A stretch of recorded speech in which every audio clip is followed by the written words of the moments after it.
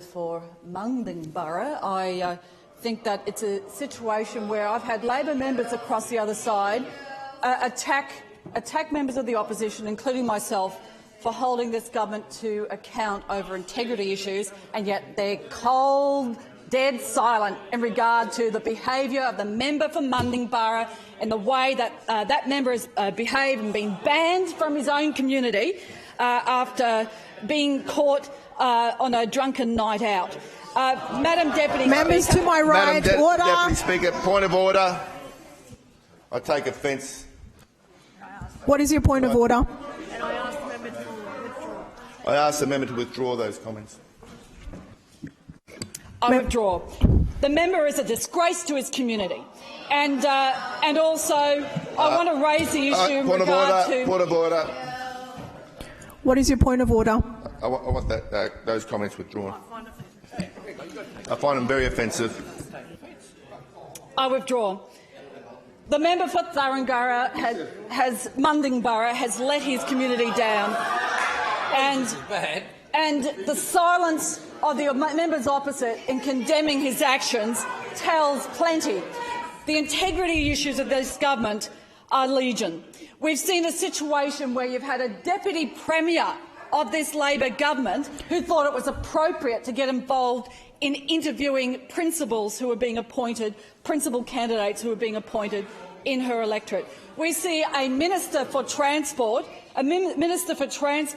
who certainly does not want to be held to account or to answer the integrity issues that have been outlined for him to be accountable for in his charter letter. A Minister for Transport who undertook in his roles as a minister of this government, undertook public business on his private email account. And perhaps the members opposite think this is a trivial matter. It is not. It is a potential corruption risk.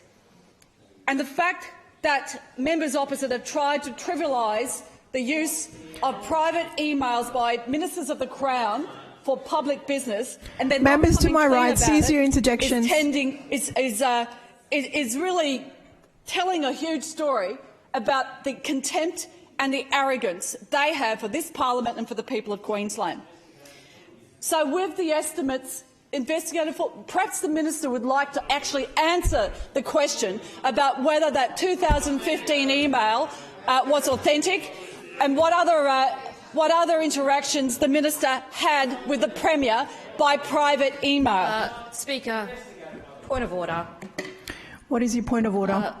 The debate is with regards to the estimates report, and I would ask that you bring the member back to the actual topic. Member, I ask that you get back to the long title of the bill. The Estimates Committee is tasked with holding this government to account, and the minister has to answer questions about integrity. He took an interjection on me, Madam Chair, but he does not want to answer the questions when I respond. Will this minister actually answer whether that 2015 email that we tabled and asked for whether it was authentic is in fact authentic in regard to his interactions with the Premier of Queensland? Members to my right.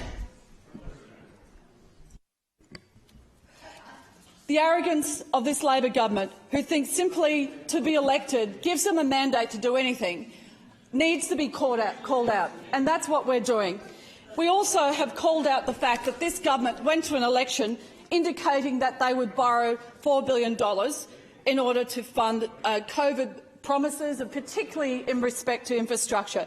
And we support there being appropriate borrowings to help infrastructure, the right infrastructure to be built to help our vast areas of this state be able to not only recover but to have the right infrastructure to underpin our economic development.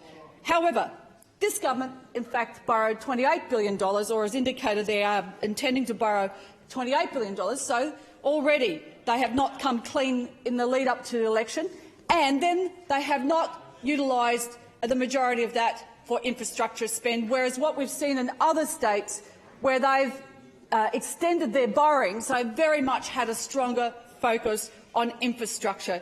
We do believe that infrastructure properly spent is something that the state desperately needs, particularly when we look in the main roads and transport area where there's been a huge underspend in maintenance.